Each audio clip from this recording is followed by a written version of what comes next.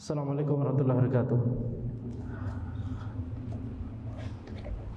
Innal hamdalillah nahmaduhu wa nasta'inuhu wa nastaghfiruh wa na'udzu billahi min shururi anfusina wa min sayyiati a'malina may yahdihillahu fala mudhillalah wa may yudlil fala hadiyalah wa asyhadu an la ilaha illallah wahdahu la syarikalah wa asyhadu anna Muhammadan abduhu wa rasuluh. Allahumma shalli ala Muhammad wa ala alihi wa sahbihi wa sallam. Amma ba'd.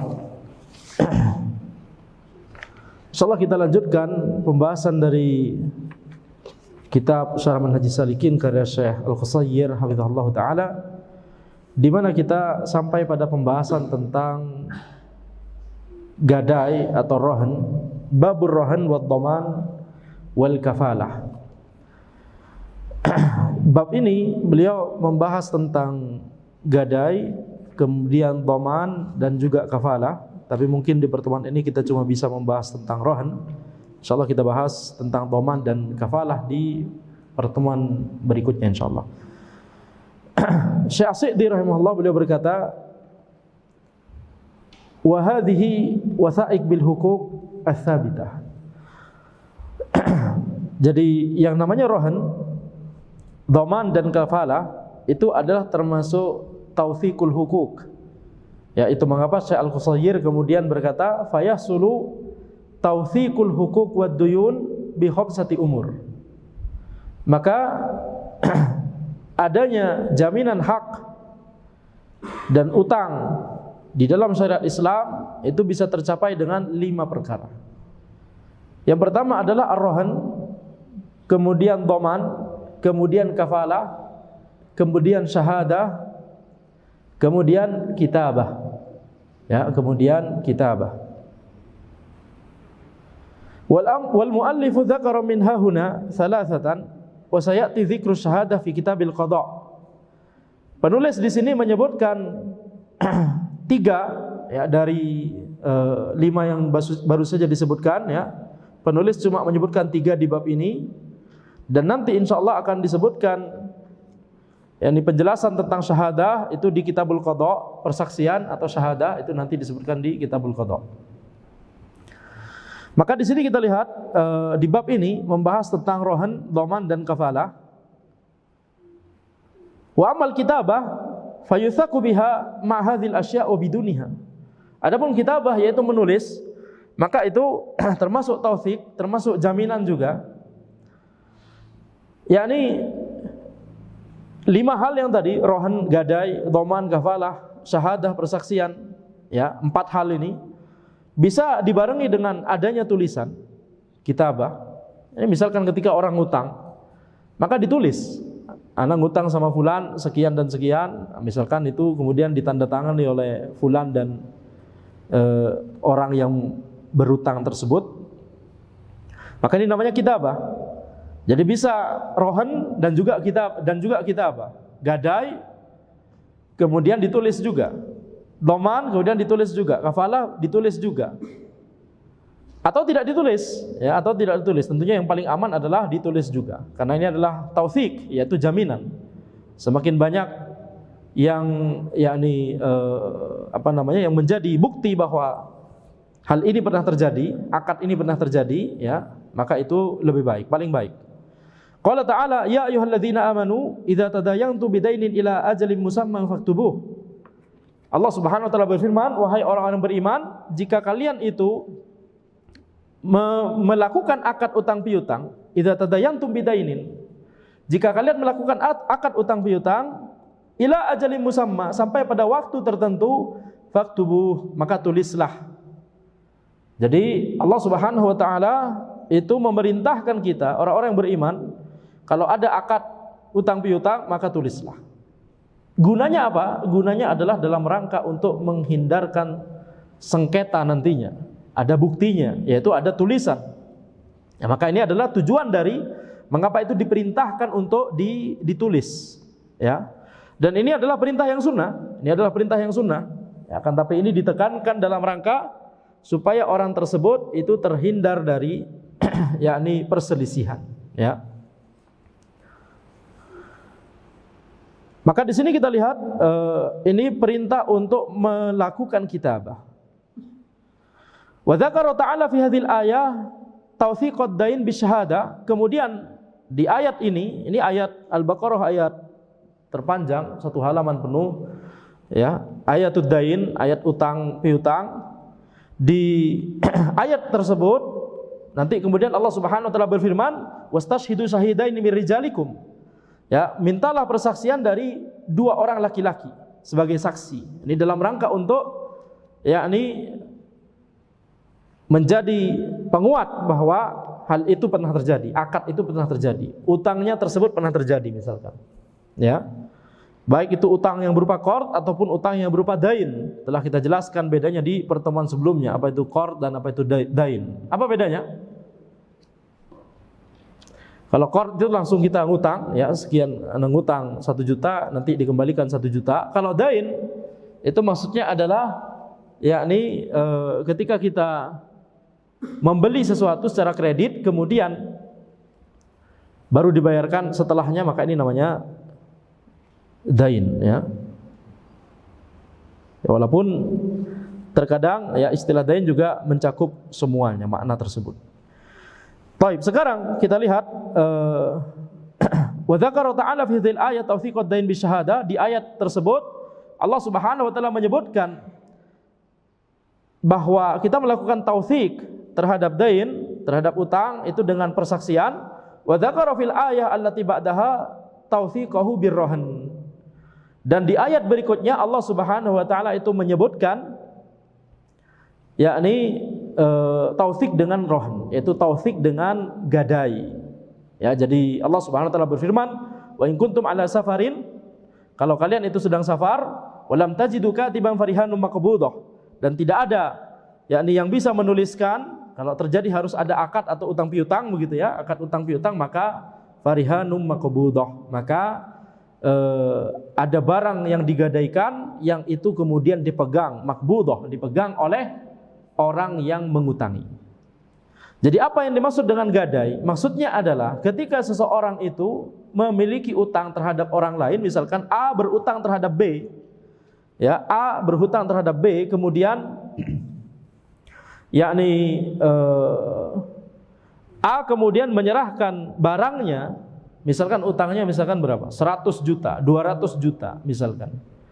Kemudian menyerahkan barang yang menjadi jaminan. Si A utang 200 juta, kemudian dia menyerahkan mobilnya kepada B sebagai barang gadai, ya, untuk digadaikan. Ini maksudnya adalah kalau misalkan A itu tidak bisa membayar utangnya tersebut nanti, maka B itu bisa yakni menjadikan mobil yang tadi digadaikan itu sebagai alat untuk nanti dijual gitu ya, alat untuk menunaikan utangnya si A kepadanya, utangnya si A kepada B. Jadi ini namanya taufik, ini namanya jaminan. Ya, ini namanya jaminan. Jadi gadai itu adalah taufik ketika terjadi dain atau utang, ya, atau qard misalkan. Baik. Sekarang kita lihat itu namanya gadai. Maka farrohnu yasihu bikulli ainin yasihu bai'uha. Jadi rohan secara bahasa, ar-rohnu lughatan ats-tsubut wad dawam. Makna rohan itu adalah ats-tsubut, yakni stabil, ad-dawam, langgeng gitu ya, sesuatu yang stabil dan langgeng. Itu makna secara bahasa. Akan tapi makna secara syariat, secara istilah fikih, apa makna dari rohan? Wa syar'an tawthiqatu dainin bi'ainin yumkinu istifa'uhu minha aw min thamaniha. Jadi rohan atau gadai itu adalah jaminan utang dengan suatu barang yang utang tersebut bisa dibayarkan dengan barang tersebut atau dengan harganya. Jadi kalau misalkan si A tadi ngutang 200 juta, maka sebagai yakni jaminan kemudian A menyerahkan mobilnya kepada B sebagai gadai, sebagai jaminan kalau A nanti nggak bisa membayarkan utangnya, maka nanti mobil tersebut dijual, ya. Kemudian harganya dari uangnya tersebut digunakan untuk melunasi hutangnya si A kepada B tadi. Warahnu jaizun bil kitab was sunnah wal ijma'. Dan rohan itu jais, hukumnya halal. Dan dalilnya adalah di Al-Quran. Tadi telah kita sebutkan ayatnya, farihanum maqbudah. Ya, maka yakni barang gadai maqbudah yang dipegang oleh yang mengutangi, oleh si B. Jadi supaya si B tenang bahwa si A punya utang, si B tenang, dia memiliki atau memegang barangnya si A ada pada dia, itu sebagai jaminan. Ini namanya gadai.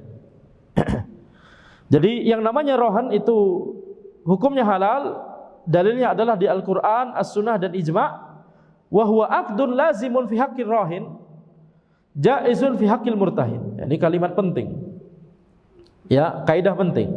Jadi rohan itu adalah akad yang wajib, lazim.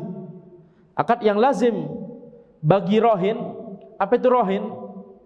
Rohin dengan alif, rohin, ro alif. Maksudnya adalah orang yang menggadaikan barangnya. Murtahin, orang yang menerima barang gadai tersebut. Jadi bedakan antara dua istilah ini, rohin dan murtahin. Rohin, orang yang menggadaikan barang. Murtahin, orang yang menerima barang gadai tersebut. Jadi siapa yang mengutangi, rohin atau murtahin? Yang mengutangi murtahin, yang berutang rohin. Nah, jadi akad rohin gadai ini itu adalah akad yang lazim bagi rohin, jaiz bagi murtahin. Apa maksudnya? Lazim bagi rohin maksudnya adalah ketika orang si A tersebut yang punya utang tersebut menyerahkan barangnya, misalkan mobilnya, sebagai gadai, sebagai barang gadai kepada si B, kepada murtahin. Maka setelah itu diserahkan, setelah diterima oleh si murtahin, oleh B, tidak boleh bagi si A untuk kemudian mengatakan afwan enggak jadi. Tidak bisa kecuali kalau itu disetujui juga oleh si B. Yani tidak bisa secara sepihak si A menarik kembali barangnya tersebut, ya, kemudian diterima kembali oleh si diambil kembali oleh si A. Ini tidak boleh, ya. Jadi ini namanya akad lazim bagi rohin. Akan tapi ini adalah akad jaiz bagi murtahin. Jaiz bagi murtahin maksudnya adalah ketika si A tadi sudah menyerahkan mobilnya kepada si B sebagai gadai, sebagai jaminan atas utangnya, maka si B mungkin pekan depannya kemudian mikir, nggak usahlah ada mobil ini, nggak usahlah gadai, karena percaya sama si A misalkan. Kemudian dikembalikan mobilnya kepada si A, maka ini boleh secara sepihak misalkan, ya. Jadi rohin si A tetap memaksa, udah ini sebagai gadai, tidak mau. Jadi si B itu boleh secara sepihak mengatakan anak tidak mau, nggak usah ada gadai, balikin lagi. Jadi ini bedanya antara istilah lazim dan jaiz. Jadi akad rohin itu lazim menurut rohin, lazim bagi rohin, jaiz bagi murtahin. Kalau akad jual beli, ada ba'i, ada mustari. Ba'i itu maknanya apa? Pembeli atau penjual? Penjual. Mustari pembeli, ya. Jadi kalau akad jual beli itu adalah akad yang lazim bagi keduanya, bagi ba'i dan bagi mustari, bagi penjual dan bagi pembeli, kecuali kalau ada khiyar yang sudah kita jelaskan di bab khiyar, betul tidak? Ketika itu yakni salah satu pihak itu memiliki hak khiyar, ya sudah, itu berarti dia bisa yakni menggagalkan atau membatalkan akad jual belinya tersebut. Baik, sekarang kita balik lagi ke akad rohan, akad gadai. Yasihu bi kulli ainin yasihu bai'uha. Syekh As-Sa'di rahimahullah, beliau berkata bahwa rohan itu sah dengan setiap barang yang sah untuk dijual belikan. Jadi barang gadai itu harus barang yang sah untuk diperjualbelikan. Barang yang kalau seandainya itu diperjualbelikan maka jual belinya sah. Bukan barang yang kalau itu diperjualbelikan maka itu tidak sah jual belinya. Fa yakhruju ma la yasihu bai'uhu. Jadi ini mengeluarkan Ketentuan ini mengeluarkan barang yang tidak sah diperjualbelikan, kalhur, seperti orang merdeka, nggak bisa diperjualbelikan. Kalau budak bisa diperjualbelikan, tapi alhamdulillah sudah tidak ada perbudakan di zaman ini. Jadi orang merdeka tidak boleh diperjualbelikan. Wal waqaf, ya, sesuatu yang sudah diwakafkan tidak boleh diperjualbelikan. Maka nggak boleh dijadikan sebagai gadai. Wal majhul, barang yang tidak diketahui kadarnya. Kalau itu dijual, maka itu tidak sah jual belinya karena ini mengandung gharar. Ya, seperti misalkan ketika si A tadi berutang kepada si B, kemudian si A berkata kepada B, barang gadainya adalah sesuatu yang ada di rumah ana misalkan. Oh banyak, ya nggak jelas apa yang dimaksud, sesuatu tertentu yang ada di rumahnya. Apa? Ada mobil, ada motor misalkan, ada HP, ada laptop, tidak jelas apa yang mau digadaikan oleh dia. Gampanglah urusan nanti. Nah ini nggak boleh seperti ini. Ini namanya tidak jelas dalam akad. Taib. Jadi ini harus maklum, harus diketahui barang yang digadaikan tersebut.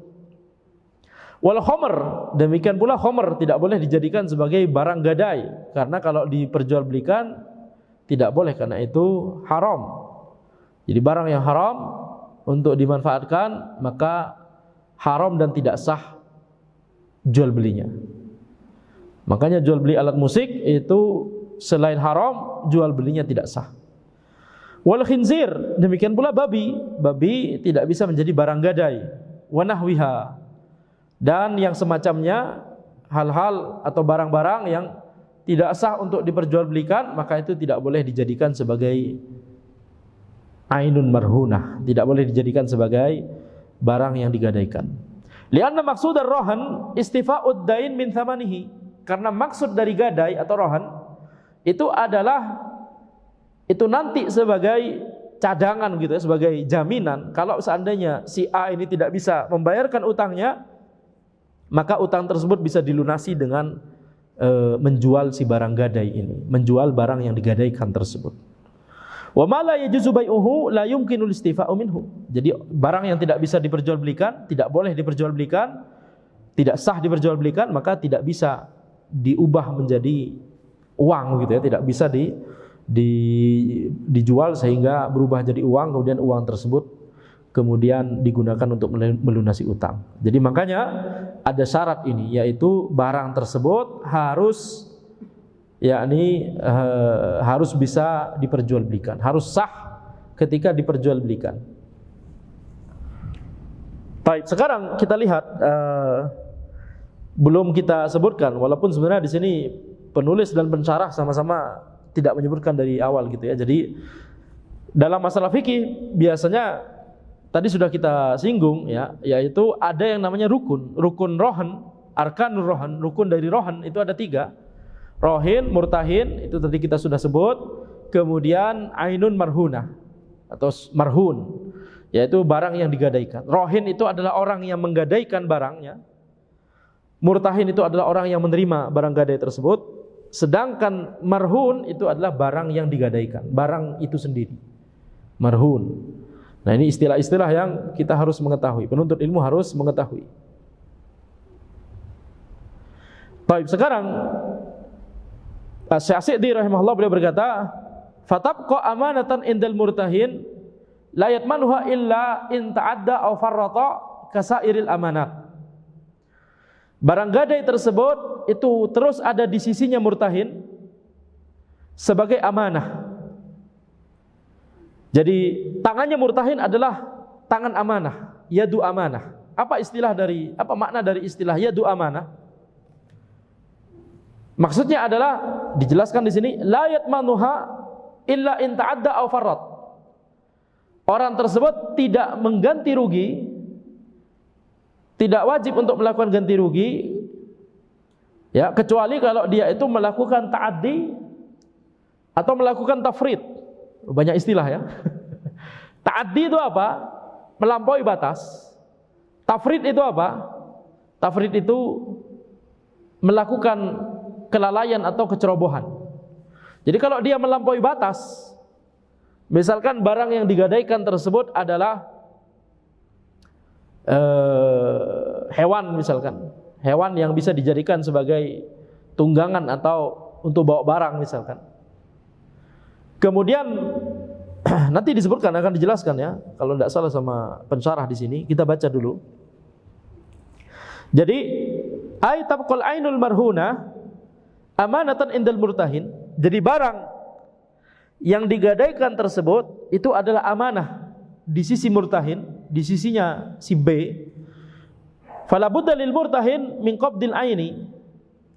Maka wajib bagi murtahin untuk menerima barang tersebut, harus diterima oleh murtahin. Liqaulihi ta'ala, berdasarkan firman Allah Subhanahu wa taala, farihanum maqbudah.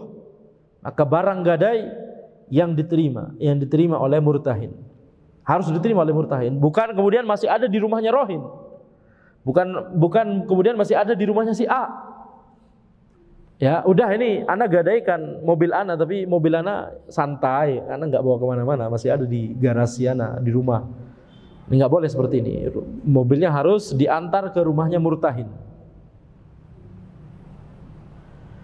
Wali hadits Aisyah radhiyallahu anha, dan juga berdasarkan hadis Aisyah radhiyallahu anha, tuwfiya Rasulullah sallallahu alaihi wasallam wa dir'uhu marhunatun inda Yahudi bi 30 sa'an min sya'ir, akhrajahu al-Bukhari.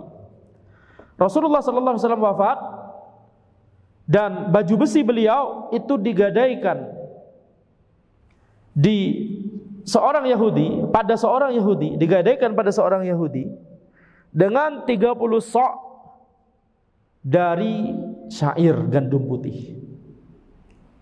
Ya. Ini dikeluarkan oleh Al-Bukhari hadis ini.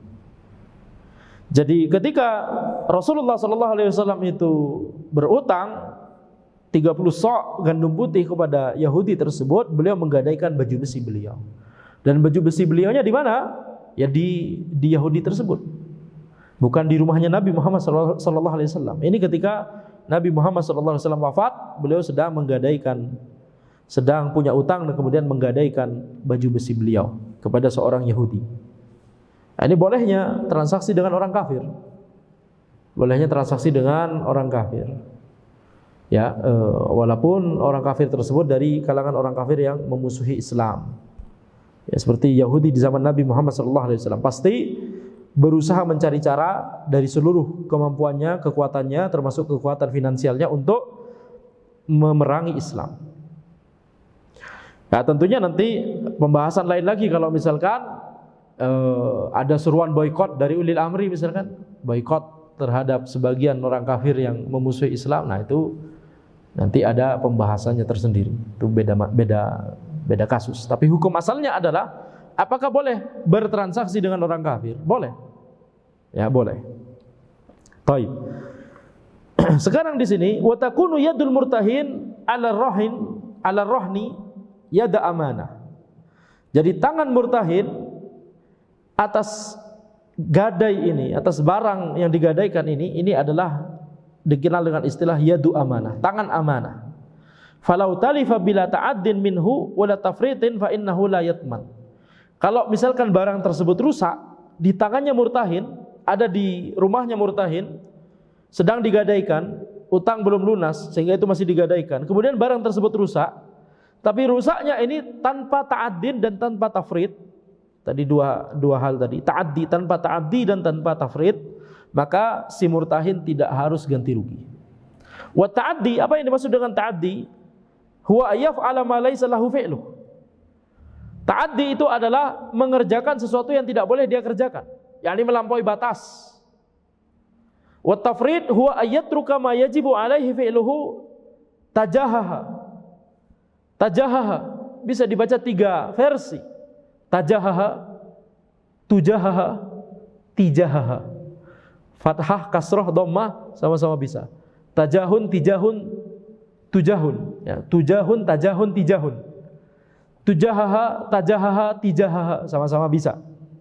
Ini secara bahasa Arab ya, ini faedah bahasa Arab.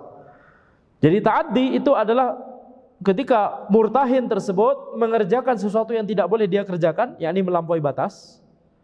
Tafrid itu adalah dia meninggalkan apa yang wajib untuk dia kerjakan. terkait barang tersebut, yakni ada kelalaian atau kecerobohan. Contoh, mithaluhu law kana rahnu dabbatan, kalau seandainya barang yang digadaikan tersebut adalah binatang tunggangan, kuda misalkan, atau unta, atau keledai, falau hamalaha aktsar mimma tutiku famatat fa innahu yatmanuha. Ya, kalau keledai ada sebagian pembahasan. Taib, kita nanti saja itu. Misalkan contohnya kalau binatang tunggangan kuda atau tadi unta. Yang kalau di zaman ini misalkan ya mobil atau motor. Falau hamalaha aktsar mimma tutiq famatat fa innahu yatmanuha. Kalau seandainya si murtahin ini membawa barang di atas unta tersebut, lebih dari kemampuan unta tersebut untuk membawa barang, kemudian sampai meninggal dunia, sampai mati. Istilahnya bagi unta, bagi binatang apa? Mati. Ada kita mengatakan, masya Allah untanya meninggal dunia. Betul, ini faedah bahasa Indonesia. Kita katakan mati untuk binatang, ya. Tidak kita katakan wafat, tidak kita katakan gugur. Betul tidak? Ya, kalau sampai untanya mati gara-gara kelebihan berat beban, maka apa? Maka si murtahin tersebut, si B tadi, itu harus ganti rugi. Li'annahu ta'adda, ya, karena dia telah melakukan ta'addi, yaitu melampaui batas. Walau taraka it'amaha famatat fa innahu yatmanuha li'annahu farrat. Kalau seandainya dia tidak memberi makan pada unta tersebut sehingga kemudian unta tersebut mati, maka si murtahin tadi juga harus mengganti rugi, karena ini berarti dia telah melakukan kelalaian atau kecerobohan. Jadi bedakan antara melampaui batas dan kelalaian atau kecerobohan. Intinya adalah itu memang kesalahan yang dilakukan oleh murtahin. Maka ini murtahin ganti rugi. Ya, murtahin ganti rugi. Jadi kita lihat di sini ketika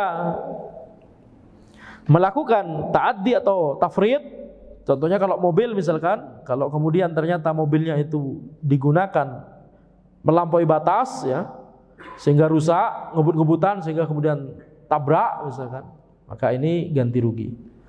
Atau ceroboh, lalai, ya, jadi misalkan ditinggalkan di depan rumah murtahin, nggak dikunci sehingga kemudian hilang. Nah, ini siapa yang harus ganti rugi? Murtahin, karena itu kelalaian dari murtahin.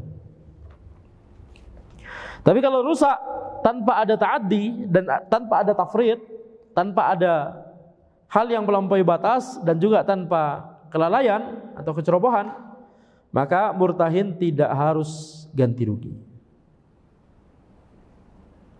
Ya, tidak harus ganti rugi. Baik, sekarang kita lanjut.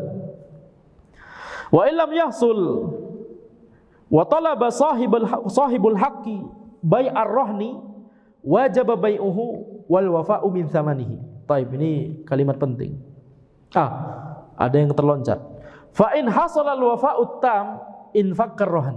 Kalau seandainya sudah terlunasi semua utangnya tersebut, utang dari si A kepada si B, utang dari rohin kepada murtahin, infakkar rahan, maka barang gadai tersebut menjadi terlepas, ya, terlepas dari yakni murtahin.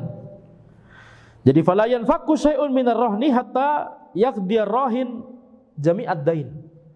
Jadi seluruh dari barang yang digadaikan tersebut tidak boleh yakni dilepas sampai seluruh utangnya dibayarkan oleh si A, sampai rohin melunasi seluruh utangnya.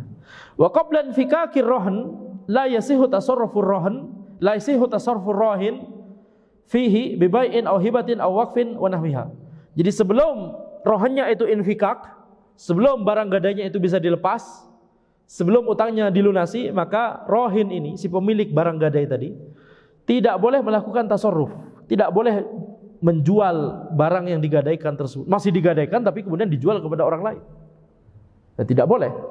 Atau dihibahkan, masih digadaikan kepada si B, tapi kemudian si A menghibahkan barang tersebut kepada si C, mengatakan kepada si C, ana mau menghibahkan mobil ana kepada antum. Mobilnya di mana sekarang? Masih di B. Kenapa kok di B? Digadaikan kepada B. Nah, enggak boleh berarti, ya. Tidak boleh. Awakaf, tidak boleh diwakafkan. Ya, tidak boleh diwakafkan karena masih digadaikan kepada si B. Atau transaksi-transaksi yang lain. Intinya enggak boleh melakukan tasarruf. Tasarruf itu apa? Ya, ini perbuatan yang bisa mempengaruhi perpindahan kepemilikan. Ya, yang bisa mempengaruhi perpindahan kepemilikan. Atau perpindahan manfaat, atau memberikan wewenang atau manfaat, misalkan sewa menyewa dan seterusnya. Barangnya masih digadaikan di B, nggak boleh antum kemudian sewakan kepada si C. Nanti si C kemudian ya bermasalah sama si B. Anda sudah terjadi akad sewa menyewa sama si A. Kenapa antum menghalangi Ana? Itu kata si C. Kata B, ya ini barangnya masih digadaikan di Ana. Yang salah berarti si A, nggak boleh menyewakan mobilnya tersebut kepada pihak lain selama mobilnya tersebut masih digadaikan di B. Taib. Wa illam yahsul wa talaba sahibul haqqi bai'ar rahn, ketika utangnya itu masih belum juga dibayarkan, sudah sampai jatuh tempo waktunya untuk membayarkan, si A masih belum kunjung membayarkan utangnya, melunasi utangnya tersebut. Kemudian sahibul haqqi, orang yang mengutangi, yaitu si B, ini ada istilah, ada orang yang berutang, ada orang yang diutangi. Orang yang mengutangi dan orang yang berutang. Orang yang mengutangi namanya mudinun. Orang yang berutang namanya madin. Mudin dan madin. Mudin memberikan utang kepada Madin. Di mana? Di Medan. Enggak ya. Di Medan. Madin dan Mudin. Taib. Jadi rohin itu adalah Madin atau Mudin. Rohin itu adalah Madin atau Mudin. Madin. Rohin adalah yang berutang, berarti Madin. Murtahin adalah yang mengutangi, berarti Mudin. Nah, jadi ketika sahibul haqqi atau mudin atau murtahin itu kemudian berkata kepada si A, ini antum harus jual ini barang yang digadaikan ini, maka wajib bagi si A untuk menjual barangnya tersebut. Yang menjual si A, ya, tidak boleh bagi si B untuk menjual sepihak. Ini enggak kunjung dibayarkan, Anda jual saja tanpa memberitahu kepada si A. Tidak boleh, harus memberitahu kepada si A. Bahkan harus yang menjualkan si A. Si B nyuruh aja. Ini barang antum yang ada di sini, yang antum gadaikan, jual sekarang untuk melunasi utang antum. Nah, gitu ya. Jadi wajib bai'uhu wal wafa' min thamanihi, wajib untuk menjual barang tersebut dan melunasi utang si A dengan harga, dengan uang yang didapat dari hasil penjualan barang tersebut. Idza halat dainu fa innahu yajibu 'alal madin al-wafa. Ya, kata Syekh Al-Qusayir hafizahullah, beliau berkata, ketika utang tersebut sudah jatuh tempo, maka wajib bagi madin, bagi si A untuk melunasi utangnya. Fa in imtana minal wafa fa inna lil murtahini haqqan listifa'i minar rahn. Kalau si A itu enggan atau tidak mampu atau tidak bisa atau tidak mau ya untuk melunasi utangnya, maka murtahin si B itu punya hak untuk melunasi utang tersebut dari barang yang digadaikan. Fa in kana ar-rahin qad adzina lil murtahin bi bai'ir rahni falahu bai'uhu wal istifa'u min thamanihi. Kalau si A sudah mengizinkan kepada si B, kepada murtahin untuk menjual barang yang digadaikan tersebut, maka si B boleh untuk menjual, atau si A sendiri yang menjualnya, kemudian nanti utangnya kemudian dibayarkan kepada si B.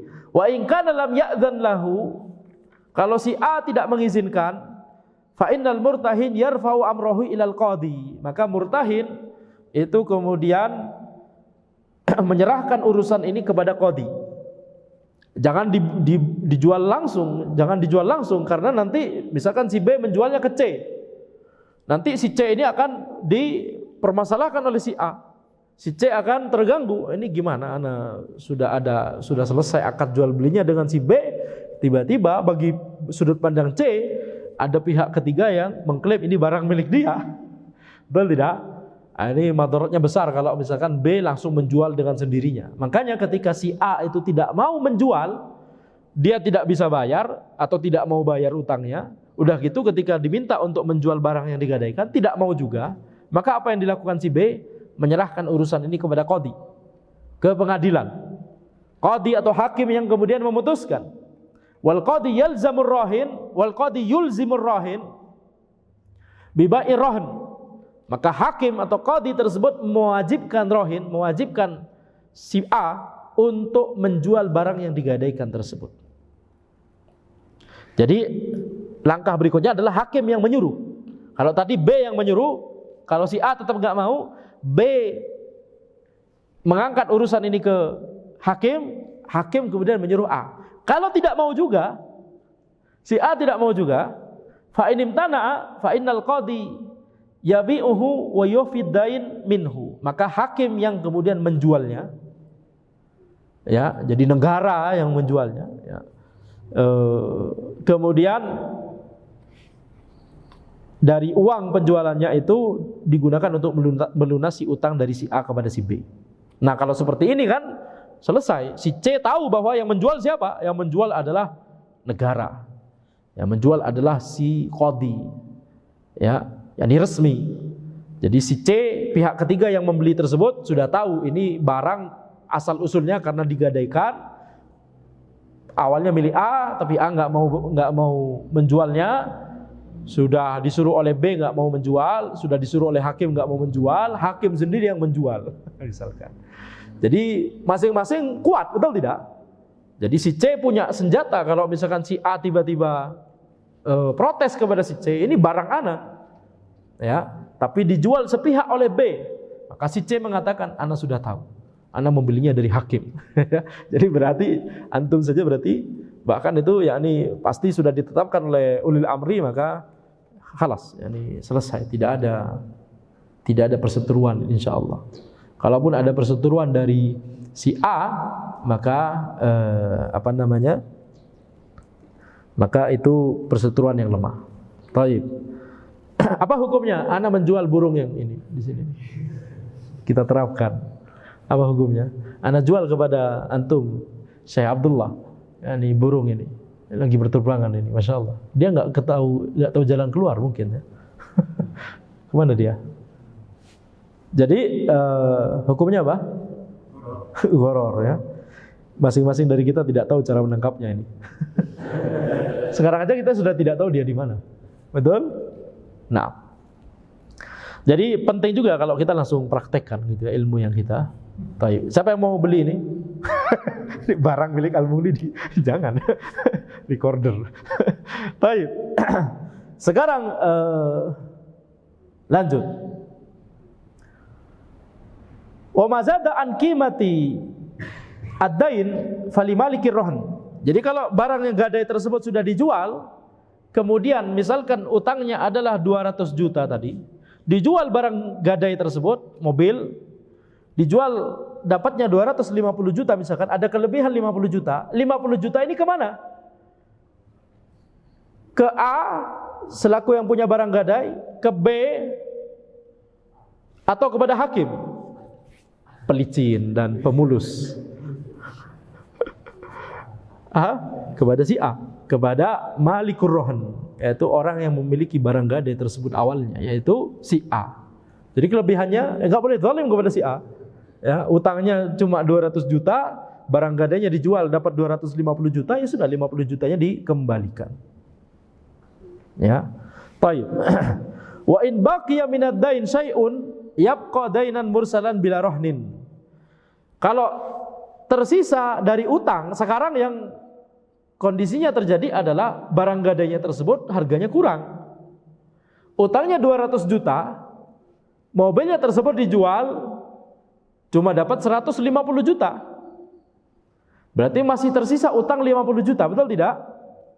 Maka kalau itu kasusnya, maka ya sudah tersisa utang 50 juta, yabqa dainan mursalan. Maka itu tetap sebagai utang. Mursal maksudnya adalah tanpa gadai. Jadi utangnya 200 juta, digadaikan mobil, ternyata setelah dijual 150 juta. Ya sudah, berarti masih tersisa utang A kepada B 50 juta, tapi ini nggak gadai lagi karena barangnya sudah dijual tadi, tapi belum mencukupi. Tetap wajib bagi si A untuk melunasi utang sebesar 50 juta sisanya tadi. Ai anna ma yabqa ba'dal wafa yakunu limalikir rohan wa huwal madin. Jadi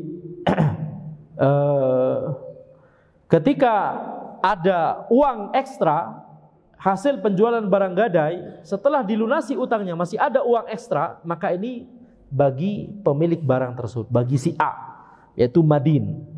Kenapa? Li'annahu sahibuh, karena ini pemiliknya, pemilik dari barang yang digadaikan tersebut, pemilik awalnya.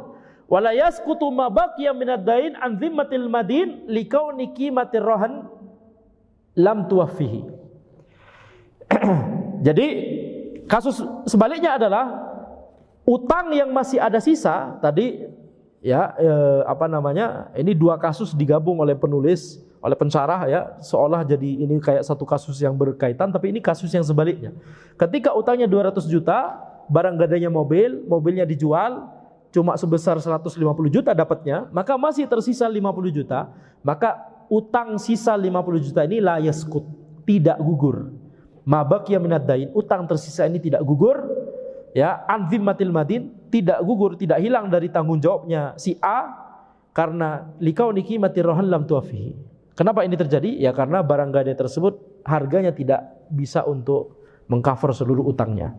Jadi tadi contohnya, utangnya 200 juta, barang gadainya dijual ternyata cuma 150 juta. Jadi tersisa utang 50 juta tidak gugur. Dan itu sebagai dain mursal.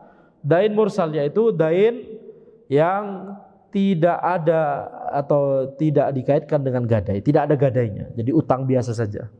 Dan itu tetap harus dibayarkan oleh si A. Taib. Wa in atlafar rohan ahadun, wa in atlafar rohna ahadun, fa alaihi dhamanuhu yakunu rohnan. Kalau ada seseorang yang merusak barang gadai tersebut, maka bagi orang tersebut ganti ruginya, dan itu nanti yang menjadi barang gadai baru. Misal barang gadainya adalah mobil, kemudian mobil tersebut diparkir di rumahnya si B, si murtahin.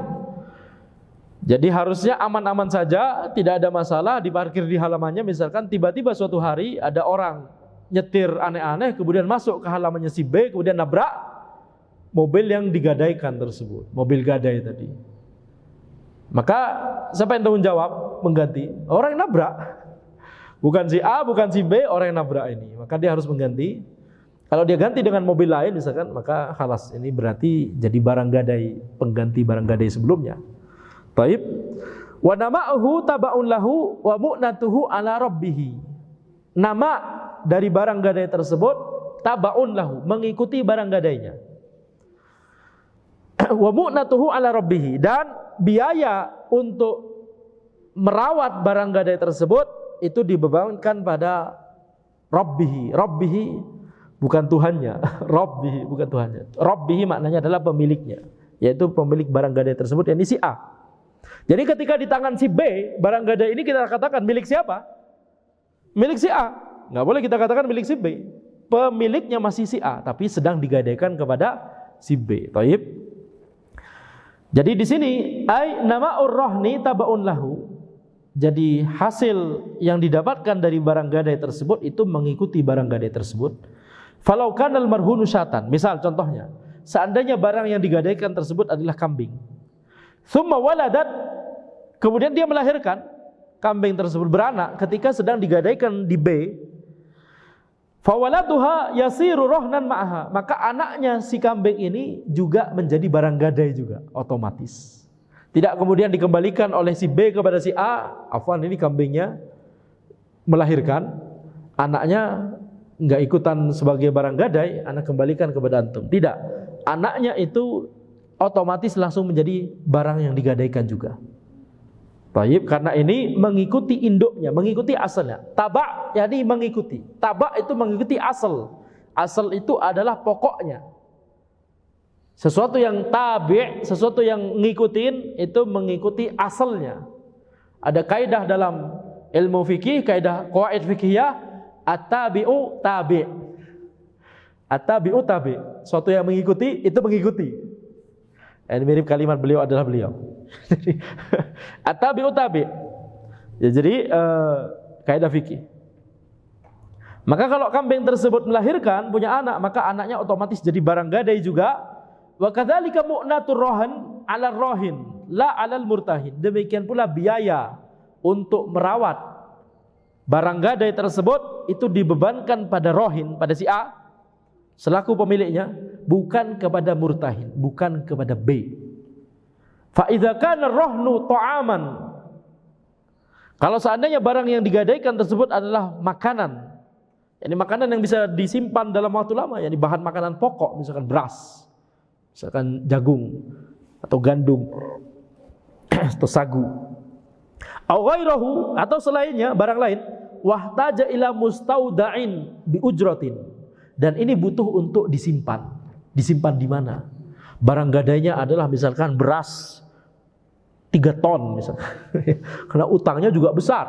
Jadi barang gadainya besar juga. Barang gadainya adalah beras 3 ton. Kan tidak kemudian ditaruh di rumahnya si murtahin, ya, ini penuh semua dengan beras itu nanti kan. Jadi butuh gudang, butuh sewa tempat, dan ada biaya sewa. Betul tidak? Namanya nyewa tempat kepada pihak lain berarti harus ada biaya sewa. Maka biaya sewa ini dibebankan kepada siapa? Kepada rohin atau kepada murtahin? Kepada si A atau kepada si B? Fal ujratu 'ala rohin. Maka biaya sewa tersebut, ini dia. Muncul lagi burungnya, betul tidak? Ana jual. Misalkan ya, gharar. Sudah bukan milik ana. Ya, baik. Balik lagi. Jadi ujroh dari biaya sewa untuk menyewa tempat penyimpanan beras 3 ton tadi itu dibebankan kepada orang yang berutang, orang yang punya barang tersebut, yang punya beras tersebut, yaitu si A. Wa kadzal law kana hayawanan.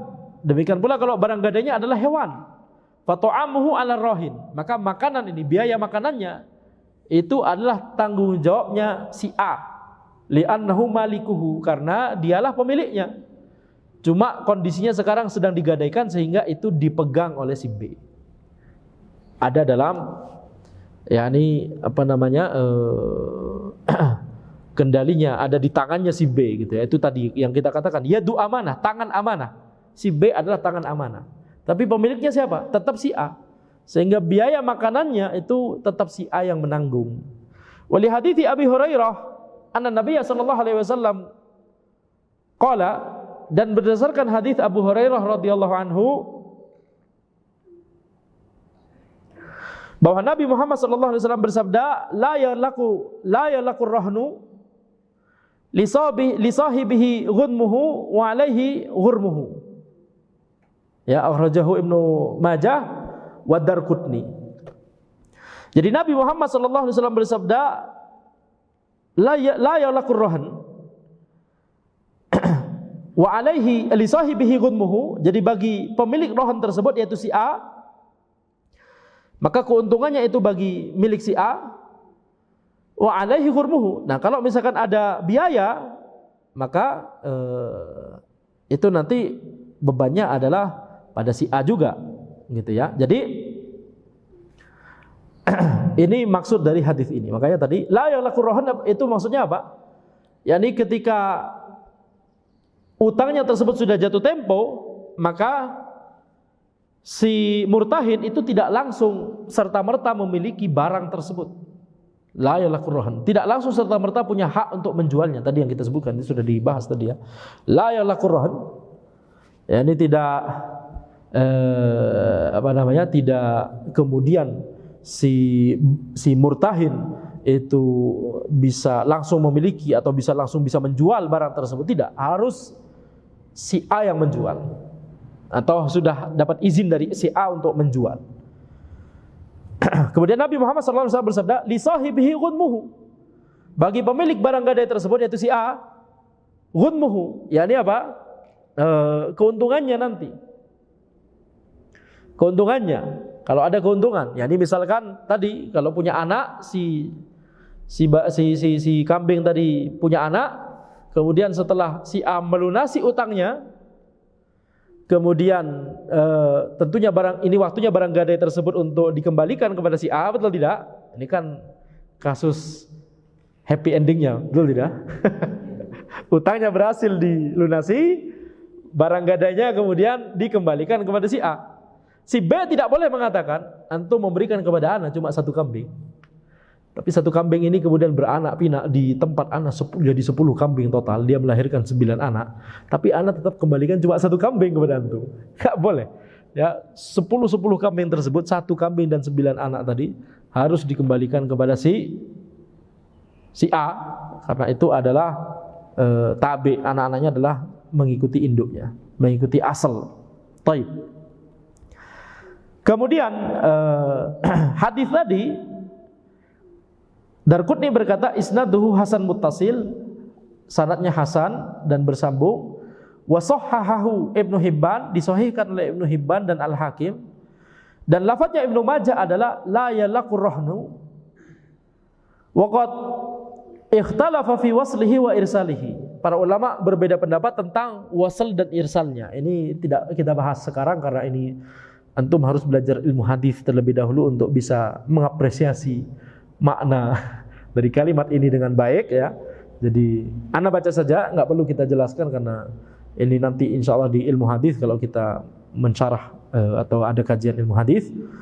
Jadi para ulama berbeda pendapat dalam masalah wasl dan irsalnya. Qala Ibnu Hajar fi Talkhis, sahhaha Abu Daud wal Bazzar wa Darqutni wa Ibnu Qattan irsalahu wa lahu turuqun fi Darqutni wal Baihaqi kulluha dha'ifah wa sahhaha Ibnu Abdul Bar wa Abdul Haq waslahu. Baik. Enggak perlu dibahas wasl dan irsal. Sekarang kita lanjut. Wa makna ghunmuhu ay nama'uhu wa faidatuhu. Jadi makna dari ghunmuhu itu maksudnya adalah yakni ketika dia berkembang harta tersebut, barang gadai tersebut berkembang, misalkan tadi kambing punya anak, maka itu milik si A. Wa ghurmuhu maksudnya adalah nafaqatuhu wa khasaratuhu.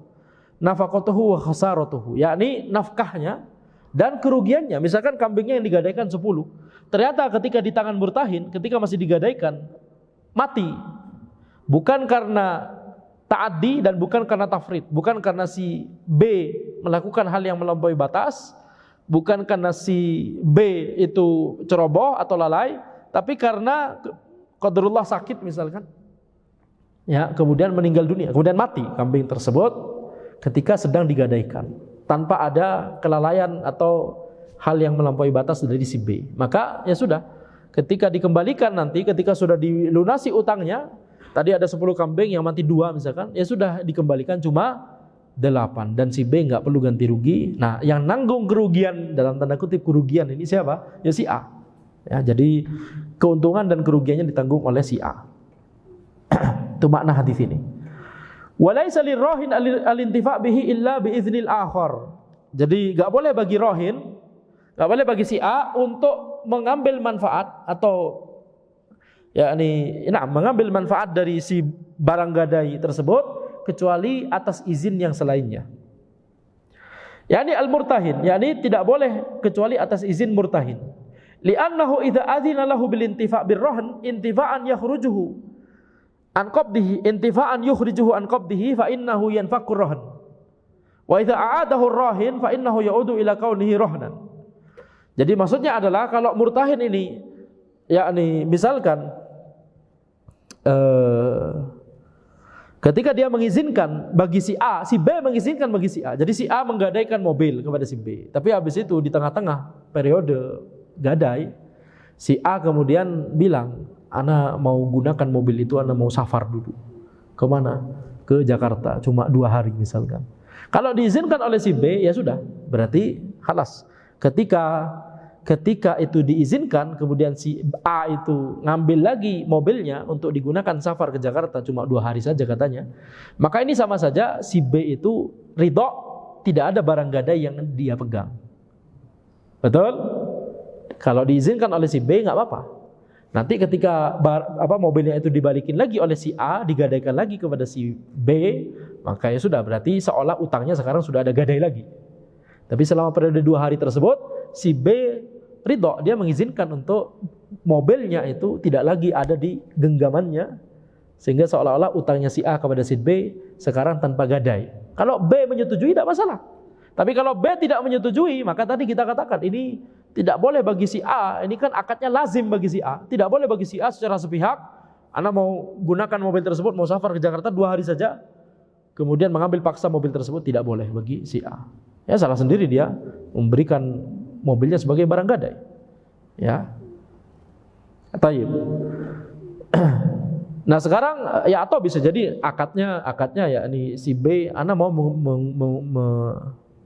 mengutangi kepada antum, tapi antum harus ada barang gadai. Nah bisa jadi memang itu disyaratkan oleh si B. Ya tidak masalah juga. Tetap saja bagi dua kasus ini, antara itu inisiatifnya si A untuk memberikan mobilnya sebagai barang gadai, atau itu adalah kesepakatan antara dua pihak, si A tetap sama-sama tidak boleh mengambil secara sepihak, atau meminjam dulu, dalam tanda kutip meminjam dulu secara sepihak begitu ya, selama 2 hari mau safar ke Jakarta misalkan, tidak boleh kecuali atas izin siapa? Izin si B atau murtahin. Taib. Au bi idzni syari' fi qaulihi sallallahu alaihi wasallam, atau jadi enggak boleh si A mengambil manfaat dari barang yang digadaikan olehnya kecuali atas izin murtahin, atas izin si B, atau izin dari syariat. Berdasarkan sabda Nabi Muhammad sallallahu alaihi wasallam, "Az-zahru yurkabu bi nafaqatihi idza kana marhunan." Jadi binatang tunggangan yurkab bisa ditunggangi bi nafaqatihi, tapi harus dinafkahi oleh yang menunggangi. Yani si B, murtahin boleh untuk kalau misalkan barang gadainya adalah binatang tunggangan seperti kuda atau unta, maka boleh bagi si B untuk mengendarai, menggunakan binatang tunggangan tersebut sebagai kendaraannya, tapi dia harus memberikan nafkah kepada barang tunggangan, kepada binatang tunggangan tersebut. Idza kana marhunan, kalau itu digadaikan kepada dia. Wala banud dar yushrabu bi nafaqatihi. Kalau misalkan yang digadaikan adalah sapi atau kambing, sehingga kemudian bisa diperah susunya, maka tidak masalah si B untuk meminum susunya tersebut, tapi dia harus memberikan nafkah kepada binatang tersebut, ngasih makan, yakni merawat. Idza kana marhunan, kalau barang ini, binatang ini digadaikan kepada si B. Wa 'alal ladzi yarkabu wa yashrabu an-nafaqah. Nabi Muhammad SAW kemudian bersabda, wajib bagi yang menunggangi dan wajib bagi yang minum susunya nafkah, yakni merawat. Jadi ketika itu ditunggangi atau diminum susunya, maka bisa jadi si A tidak lagi mengcover biaya pakan untuk si sapinya tersebut, tapi yang menanggung adalah si B. Kenapa? Karena dia menunggangi atau dia minum susunya. Ini memanfaatkan barang gadai tersebut. Rawahul Bukhari, diriwayatkan oleh Al-Bukhari.